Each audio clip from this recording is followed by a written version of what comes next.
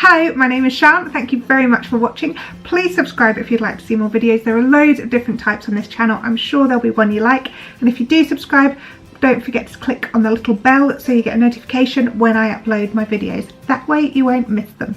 I'm here today to talk to you about growing up as the sister of a disabled sibling. And I guess it's nothing I've really talked about before. I haven't really discussed it on my blog before. But I spoke to some people a while ago and they said it'd be really interesting to know my perspective of it. So the background is that I am the eldest of 3 children. The middle sister, Katie, is disabled and always has been. And there's no kind of official diagnosis for her. She is mentally and physically disabled and can't talk or walk.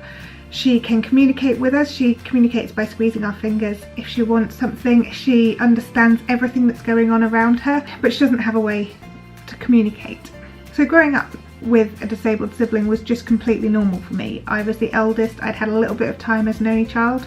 She's just 2 years and then like a week younger than me. And you know, I'd experienced having my mum and dad to myself, so I'm sure I was jealous of her because she was another sibling. She took a lot of time away from my mum, but I don't think I was any more jealous than I would have been had she been an able-bodied sibling. In fact, I probably would be more jealous then because they would have been able to like steal things from me. I don't know, but it didn't ever kind of bother me at that age that she was disabled. I guess the first time I really noticed that she was different was when we started going out with her kind of in her, she didn't have a wheelchair to start with, but in a pushchair, and people would stare, and people who stared the most were children. And I could kind of cope with children staring, but when adults really stared, it was really hard to get my head around why they were staring at my sister and why they would want to, and why that was just them processing it. But as a kid, it was really hard to kind of see other people looking at my sister like, ugh, what's wrong with her, kind of thing. And obviously they didn't say that, but no one ever kind of came up and said, oh look, what's wrong with your sister. No one ever actually asked us. They just stared, and the staring was really hard to deal with. It never really bothered me in the slightest that she was disabled. Never bothered any of my friends. I don't think it ever like stopped people from coming over or anything, because you know, most kids aren't that fickle. They really aren't. So I don't think it had that big an impact on me as a kid. I remember even getting older being jealous of her because she used to go on holiday with my aunt, and she used to go on holiday to amazing places that we didn't get to go to. You know, like there's no sort of logic in being kind of jealous of that, but I was, and I remember being jealous of that.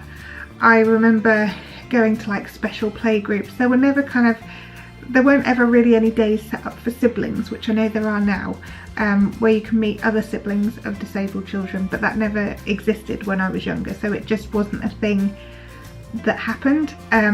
So me and my youngest sister, who is 18 months younger than the disabled sister, used to kind of hang around a lot, and we did a lot of stuff together. But when we went to these sort of special playgroup things, we just used to sort of hang out with each other and with my sister. I had a slightly different childhood in that we used to go to sensory places. We would go and just sit in these rooms that were so relaxing, and I kind of think that's a positive thing as opposed to a negative. So I guess that throughout my childhood I never really saw disability as an issue. I always saw it as kind of a positive thing. So for example, we would go to theme parks and we'd get to the back, or basically to the front of the queue, like straight away.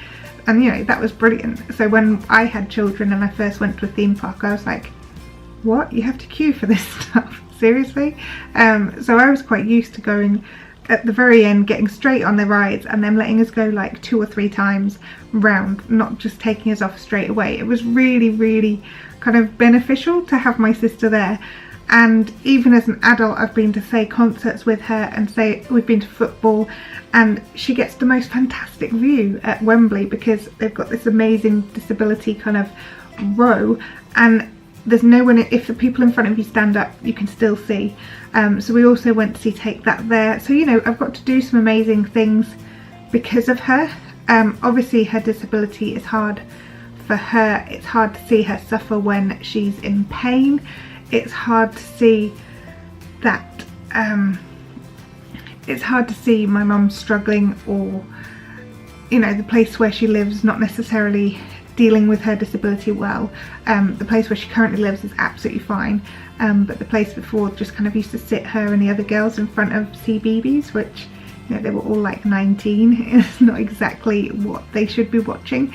It's hard to see her, I guess deteriorate is the right word. So she's now on oxygen, which she never had to have as a child. I guess what I'm trying to say is that having a sister who was disabled didn't negatively impact on me really at all. My younger sister might well have a completely different story, but for me it was a positive thing, and it was my normal, so it was not unusual for me. And I know I've had kind of counselling for different things over the years, and every single counsellor bar one, the first thing they said was, that must have been really hard. And you know what, it wasn't really hard, because she's my sister and I love her, and I don't care like what she looks like, what she can do, what she can't do, because, you know, she's still my sister and we still get on and we like the same kind of things. And it never had that impact on me. I never thought this is really hard. I see that it was hard. It was hard for my mum. It was hard that mum had to sort of give up a huge part of her life to care for my sister. But I get all of that, but I still don't think it's had kind of a negative impact on me at all.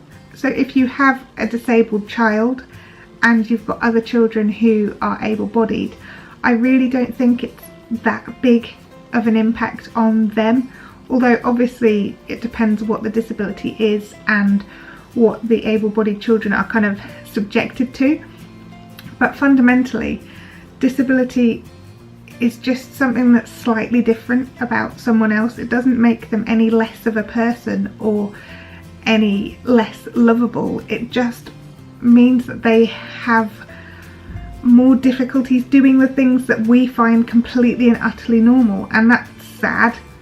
That really is sad. You know, that's, I don't know. I think the thing I've struggled with the most was people's perceptions of me and my family because of my sister's disability, and those perceptions are, in my experience, entirely wrong.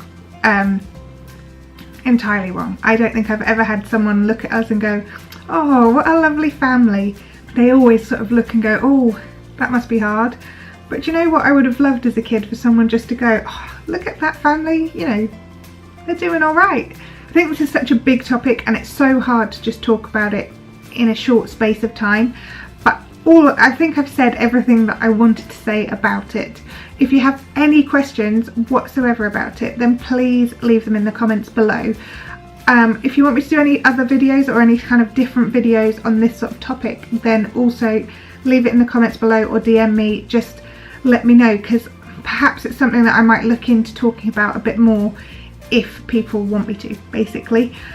Right, that's it. I hope this video has been useful to you. If you've enjoyed it or if you found it useful, give it a thumbs up. If you would like to, then please subscribe, and I will see you soon. Alright, bye.